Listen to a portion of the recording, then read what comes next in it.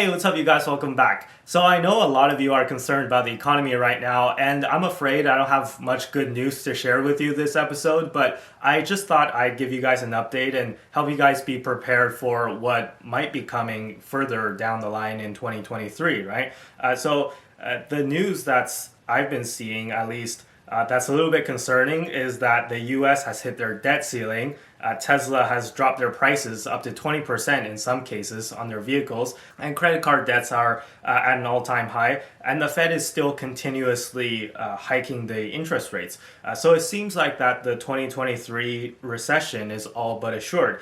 In fact, I was saying last year how we had 2 quarters of negative back-to-back GDP, and that was a sign that the recession has hit already. But the mainstream economists really did not agree with me on this one. So to me, that was a bit of a cop-out. It's just because like the White House came out saying, well, you got to look at a variety of factors like unemployment, which is still very low. You can't call it a recession. Okay, fine, whatever, right? I'm really tired of fighting people on this one. So let's just say that we're not in a recession yet. But even if you think we're not in a recession yet, it looks like we're headed straight into one right now. So first, let's take a look at some data. So let's look at the yield curve. So the yield curve describes the type of returns you can get on US Treasury bonds. So these are government bonds that are considered risk-free because the US government can just always print more money to pay you if they run out of money. So theoretically, they would never default, although we'll talk about that later. But usually you would think that on an annualized basis, so if we standardize everything on an annual basis, you would make more money investing for longer periods of time. So if you lock away your money, for example, for 30 years, you should expect a higher annual rate of return compared to locking away your money for 1 or 2 years. But that's not the case right now.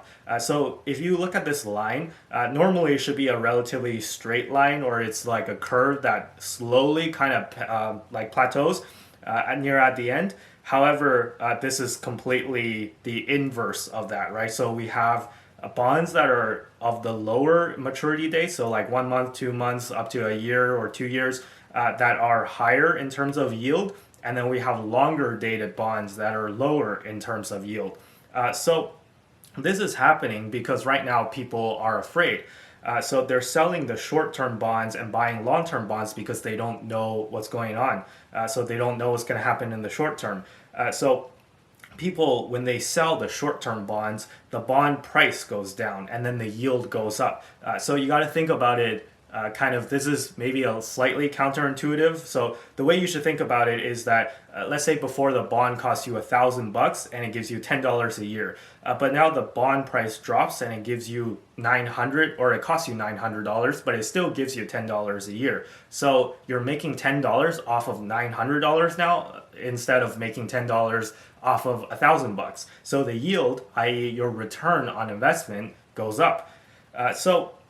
Normally, again, the yield curve is not supposed to look like this. When this happens, this is called yield curve inversion.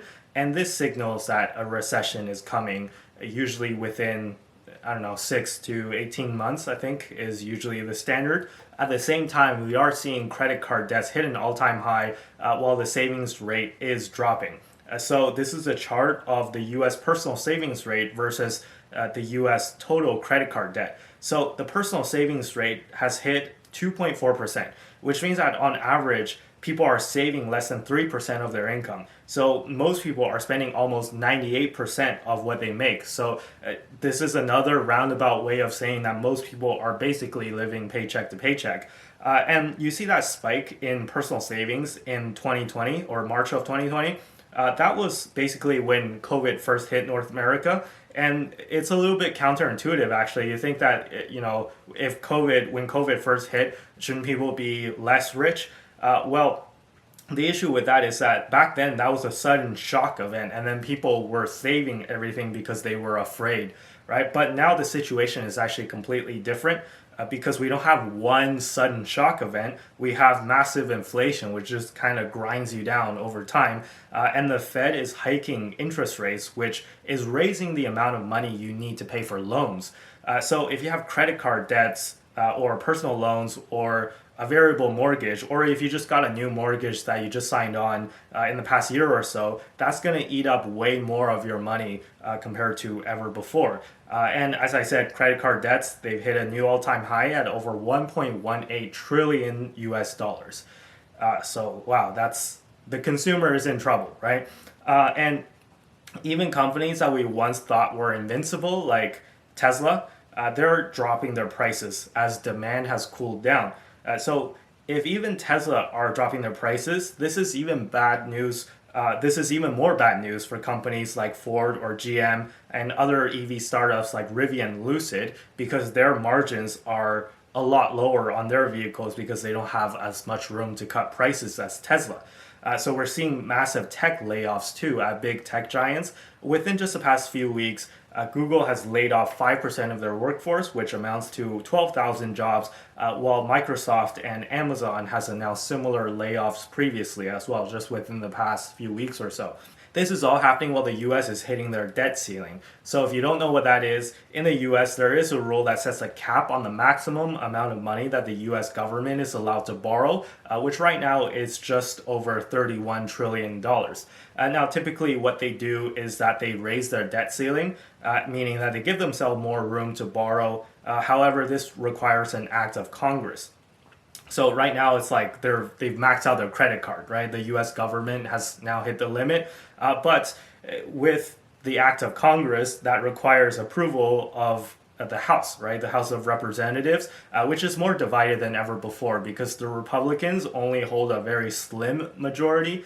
And we all know that the Republicans and the Democrats can't work together and agree on anything these days, right? So if you follow politics at all, you'll remember how hard it was for them to just elect a Speaker of the House, right? And you think that with one party having the majority, they only have to agree within their own party, right? But the issue is that the Republicans can't even agree on things themselves, just within the Republican Party, even without the help from Democrats and stuff. So it took them 15 rounds of voting just to elect a speaker, which is usually a routine process. If I remember the stats correctly, it was the longest time that it took to elect a speaker in over 100 years, meaning that in terms of the amount of rounds that they had to go and vote, it's the longest process that they've went through in over 100 years. So the same group of Congress people that held up the vote for the speaker, many of them have other demands that they want to see through before they approve to raise the debt ceiling. So I'm not going to get deeper into politics because this is not a politics channel, but all you need to know is that there's going to be a big political battle on raising the debt ceiling, and it's not going to be a smooth process.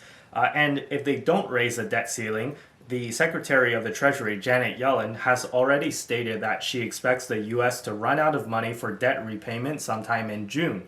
So they have to make a decision before June to raise the debt ceiling, or else we're all going to be in serious trouble. Even if you're not American, you guys know I'm Canadian, I live in Canada, but that's going to affect me as well if the U.S. doesn't pull their stuff together on this, right? Because what the U.S. does affects the entire world, basically. And although I still think it's extremely unlikely that the U.S. were to actually default on debt, it would be very bad if they did, to say the least. Because you remember what I said about the U.S. government bonds generally being considered risk-free? Well, they default on their debt, then it's not going to be risk-free anymore, and that makes a huge difference. Being risk-free means that the asset, in this case the treasury bond, is considered a cash equivalent, meaning that it's the same as cash. So if all of a sudden it's not risk-free anymore, then it's not a cash equivalent anymore, which means that if you have $1 worth of treasury bonds, then $1 is no longer equal to $1, meaning that there's now a difference between $1 in cash and $1 worth of treasury bonds. And a lot of companies and stuff, they hold treasury bonds. And a lot of other governments around the world hold US treasury bonds too. So you get how that works, right? Like, you remember that episode of Rick and Morty where like Rick changes the dollar value of this alien civilization so that like $1 is no longer worth $1 anymore, and then all hell breaks loose. Yeah, that's gonna be how it is like in real life if they don't figure out this debt ceiling stuff. Anyways, again, I think they will figure something out. I don't think they're gonna default, but you never know, right? Can you really trust politicians not to ruin the country? Don't answer that question. Okay. So my concern is that how long can the U.S. survive without raising the debt ceiling? That fact is also dependent on tax season, which happens in March and April. So they need to see how much taxes they're going to get for 2022. And the issue is that a large portion of the taxes come from capital gains. And nobody has any capital gains in 2022, let me tell you that, because the stock market was garbage, right? So if anything, people are going to take tax write-offs for capital losses in 2022. So there is a chance that I think the U.S. Treasury might be overestimating how much taxes they're going to get because they don't realize the gravity of the situation yet. In any case, we still have some time. So since it's still January right now, I guess we'll have to wait and see. Also, it seems to me like the Fed is still dead set on raising interest rates, which I keep saying is a huge mistake, but obviously the Fed is not going to listen to me. But they are set to raise another 25 basis points on February 1st. A basis point is 0.01%, so 25 basis points is 0.25%. So they're set on raising another 25 basis points on February 1st, and the market is saying that there's a 99% chance that that will be the case, which at this point, I don't know why they're doing it. I don't know why they don't just pause. So I showed you a while ago that inflation is coming down. So there's this great website called trueflation.com, which shows the true amount of inflation, and it's actually lower than CPI or what the CPI is reporting. So I think Trueflation is more accurate than CPI because CPI is lagging. So the fact that CPI hasn't caught up to Trueflation, I think is a sign that inflation really is coming down a lot, and it's coming down more than what the Fed is realizing. And also, I just showed you a while ago the data on the credit card debts and job losses, and all of those actually get worse as the Fed continues to raise interest rates. Yes, inflation is still high, but these things take time to work out. And there's no way anyone could have predicted things like the Ukraine war and COVID and all these things that have damaged the supply chain. And raising interest rates really doesn't help with supply chains. It doesn't make the war end faster. It doesn't stop people from getting COVID. It doesn't make trains run faster or ships sail faster. It doesn't make suppliers produce more. In fact, you might be making suppliers produce less because you're making harder for people to do business. People go out of business and shut down their small businesses, and then just raising interest rates, at least the way that the Fed has done, the speed that the Fed has done, all it does is just, it kills the economy.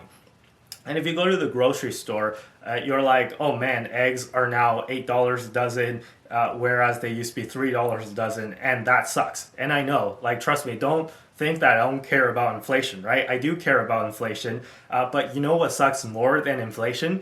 Losing your job. So what does it matter if they get eggs back down to $3 a dozen if it means that you have no job anymore? Would you rather have a job and pay $8 a dozen for eggs, or have no job and pay $3 a dozen? Right? So I think most of you, if you really think about it, you would rather keep your job and pay a little bit more at the grocery store just because, that's, you can still get by, right? But if grocery prices come down, which is great, by the way, but if you have no job, then you can't afford anything at all because you literally have no income, right? So the Fed, I think they didn't really think this one through, or maybe they just don't care. Whatever the case is, they're going to continue to raise interest rates until we end up in a recession. And if you think you're in a situation where your job might be at risk if a recession were to hit, I think you should make some preparations right now, like saving up an emergency fund if you can, or just paying down your debts, or just adjusting your lifestyle to cut out expenses that are not completely necessary. You gotta make preparations, in my opinion, because I think the economy is gonna get much worse before it gets better. But with that being said, let me end this video on a bit of a positive note, because I know I've given you guys like bad news after bad news. The bright side is that I don't think this will last forever. And I don't even think that this will last for a long time. This trend of the Fed raising interest rates and things getting worse, it cannot continue forever. Why? Because eventually something breaks. Right now, the Fed is aggressive because unemployment is still low, but we all know unemployment data lags really hard. Unemployment right now is at 3.5%. But if employment starts to skyrocket and the Fed will have to, like, the Fed will have to make a choice if unemployment starts to skyrocket.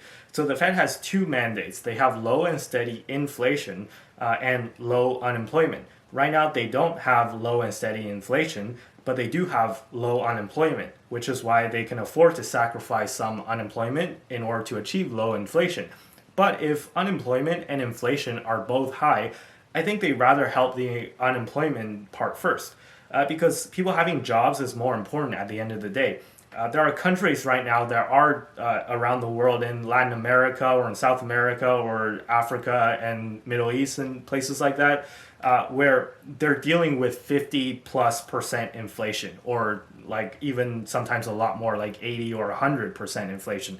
And yeah, their economy is doing badly, obviously, but the country hasn't collapsed, right? But imagine if you had unemployment at like 50% or something like that. So the issue is that, again, unemployment data is lagging. So my concern is that the Fed won't see the unemployment spike till it's too late. So the layoffs I was talking about earlier with Google, Microsoft, Amazon, all these big tech giants, that data is probably going to take a few months to trickle in. And when the Fed sees that data, that's when they're going to start to panic, right? And it's also just due to the way we measure unemployment that the data lags so much. And again, maybe they don't care about tech layoffs, but what I'm saying is that maybe when they see the trickle in data of like the blue collar workers starting to lose jobs, right? So right now we're seeing a lot of pain in the real estate market, and that pain is probably going to get worse, by the way, because the mortgage rates keep rising, right? And the mortgage rates keep rising means that the house prices keep dropping, but people are still not able to afford housing because they qualify for less mortgage in the first place.